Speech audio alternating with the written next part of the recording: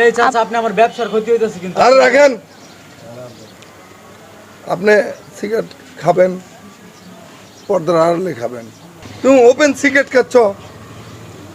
আপনার সমস্যাটা কি?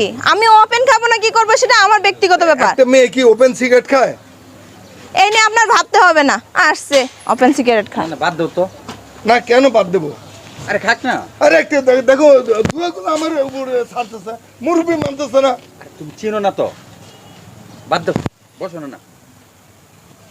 এই কাকা আপনার কোনো সমস্যা? না সমস্যা, একটা মেয়ে ওপেন সিগারেট খাচ্ছে আর মুরব্বি মানতেছে না, আমার উপরে ধোঁয়াগুলো ছাড়তেছে।